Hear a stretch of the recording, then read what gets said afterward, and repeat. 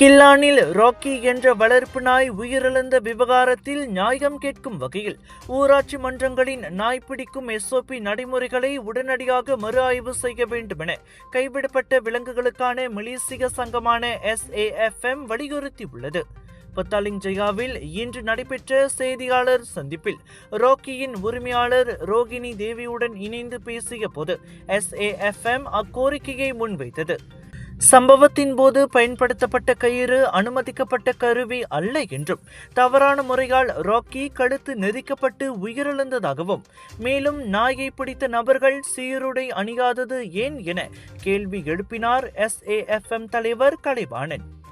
இந்த state government இந்த SOP நாய் பிடிக்கிற SOP கண்டிப்பாக ரிவ்யூ பண்ணி ஆகணும். இது ஏன்னு நம்ம சொன்னோம்னா, பிகாஸ் ஆஃப் அந்த கரண்ட் பிடிக்கிற மெத்தட்ஸ் ஆக்சுவலி கொஞ்சம் பழமையான மெத்தட்ஸ் தான். அண்ட் ஆல்சோ அதில் நிறைய இந்த மாதிரி உள்ள ஆக்சிடென்ட்லாம் நடக்குது.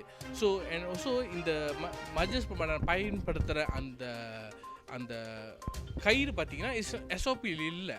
ஸோ அவங்க சொன்னாங்க SOP ஃபாலோ பண்ணியிருக்கோன்னு. Actually it's not. SOP பிரகாரம் நெட் பயன்படுத்தலாம், இல்லைன்னா லூப் ஹோல் பயன்படுத்தி அந்த நாயை பிடிச்சிருக்கலாம். பட் இது இஸ் சம்திங் SOP இல்லாத ஒரு கயிறு. ஸோ அது பயன்படுத்தோன்னே அதுக்கு மேலே இது என்ன டிஸ்அட்வான்டேஜ் பார்த்தீங்கன்னா, ப்ராப்பர் லூப் ஹோல் வச்சுருந்தா மேலே ஒரு ரிலீஸ் பட்டன் இருக்கும். ஸோ அந்த ரிலீஸ் பட்டன் அமுக்குனா அது நாய் ஆக்சுவலி அந்த டைட் ஆகாது. இது வெறும் கையினால அது ஜெரோட் ஆயிடுச்சு. அண்ட் எல்லாமே அந்த வீடியோ தான் பார்க்குறீங்க. அந்த வீடியோ முன்னக்கு நடந்த இன்சிடென்ட்ஸ்லாம் அதுக்கு நம்மளுக்கு இந்த PDRM சரி DVSம் விசாரணை கண்டிப்பாக நடத்தியிருப்பாங்க நம்புகிறோம். அது நடத்தினா உண்மை கதையை தெரியும். அதாவது இந்த நாய் எங்கே தான் இருந்துச்சு அப்படின்னு. ஏன்னா வேறு இடத்துல அந்த அடுவன் இந்த இடத்துல வேறு இடத்துல அடுவன், அதாவது நாயை போய் துரத்தி ஒரு ஆளை போய் பிடிச்சிருச்சு கடிச்சிருச்சு அப்படின்னு சொல்கிறப்ப, ஒரு அக்யூகேஷன் வைக்கிறப்ப இந்த நாய் தான் அதை பண்ணிச்சா, அது இருக்குது முக்கியமான விஷயம். ஏன்னா வேறு இடத்துல அந்த நாயை போய்ட்டு பிடிக்கிறது எனக்கு கேட்டால் சரியில்லை. ஏன்னா அடுவானே இல்லாத ஒரு ஒரு ஒரு டாக்ஸ் பிடிக்கிறது, அதுவும் இவ்வளோ ஹாஷாக பிடிக்கிறது, அதுவும் பிடிக்க வந்த ஆள் ஒரு கேள்விக்குறியாக இருக்கார்.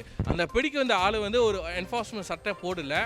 அவர் அங்கே இருக்க பப்ளிக்கான்னு தெரியல. ஸோ SOP ஃபாலோ பண்ணியிருக்காங்கன்னா இந்த விஷயம் நான் எக்ஸ்பிளைன் பண்ணோம். ஒரு பப்ளிக்கை இன்வால்வ் பண்ணுறப்ப அவங்களுக்கு என்ன நீங்கள் சேஃப்டி ட்ரைனிங் பண்ணீங்க, அவனுக்கு என்ன SOP சொல்லி கொடுத்தீங்க, இல்லை எப்படி அந்த ட்ரைனிங்கை கொண்டாட் பண்ணீங்க. இந்த கேஸ் ஒன்று இன்வெஸ்டிகேஷன் ஓடிடுவாங்க. We respect PDRM, we respect DVS. அவங்களோட இன்வெஸ்டிகேஷன் நம்ம டிஸ்டர்ப் பண்ணலை. இது ஏன்னா இந்த ரூமர்ஸ் கிளியர் பண்ணுறதுக்கு, ஸோ பப்ளிக்காக அவங்களுக்கு சில பேருக்கு அவனால் அந்த ஃபேமிலிக்கு கொஞ்சம் இம்பேக்ட் ஆகிருக்கு. ஸோ அந்த ரூமர்ஸாக கிளியர் பண்ணிட்டாங்கன்னா கொஞ்சம் நல்லா இருக்கும். இது let the authorities to investigate this matter. இந்த சம்பவத்தில் பிடிக்கப்பட்டது புகாரில் குறிப்பிடப்பட்ட அந்த நாய்தானா என்பதையும் முழுமையாக விசாரிக்க வேண்டும். இந்த உண்மையை போலீசும் கால்நடை சேவைத்துறையான DVS மேற்கொள்ளும் விசாரணை மட்டுமே உறுதிப்படுத்த முடியும் என்றார் அவர்.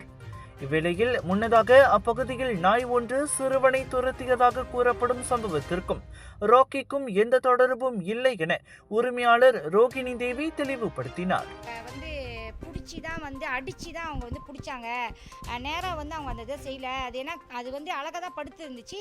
படுத்துருக்கிறப்ப காடி உள்ளுக்கு பூந்த பப்பியை போயிட்டு அவங்க ரொம்ப உள்ளே போய் அதை ரொம்ப ஆசை அதை குத்தி அதை ரொம்பவே அடித்து, அதுக்கப்புறம் அடித்த அதுதான் என்னால் ஏற்றுக்கவே முடியல. ஏன்னா நான் சின்னதுலேருந்து வளர்த்து அது அது கரெக்டாக டாய்லெட் போயிட்டு கரெக்டாக வர ஒரு பப்பியை போயிட்டு அவங்க அடித்த அடியில் அது அந்த இடத்துல டாய்லெட் போயிடுச்சு. அந்த மலாய்க்கார பையன் என்கிட்ட சொன்னான், அந்த இடத்துல டாய்லெட் போயிடுச்சு. அடித்த அளவுக்கு அதிகமாக அடியில் டாய்லெட் போனதுக்கப்புறம் அவங்க அந்த ஆத்திரத்தில் எங்களை இவ்வளோ கஷ்டப்படுத்தி உன்னை பிடிக்க வைக்கிறேன்ற ஆத்திரத்தில் அவங்க என்ன பண்ணிட்டாங்க, அந்த கழுத்தில் 2 பேர் அதை கயிறை விட்டு இழுக்கிறப்ப அதோட கழுத்து அந்த டைம்லேயே நாக்கு வெளியே அதோட தலை தொங்கி அதோட உடம்பு உளுந்துருச்சு அப்படின்னு அந்த பையனுங்க என்கிட்ட சொன்னாங்க.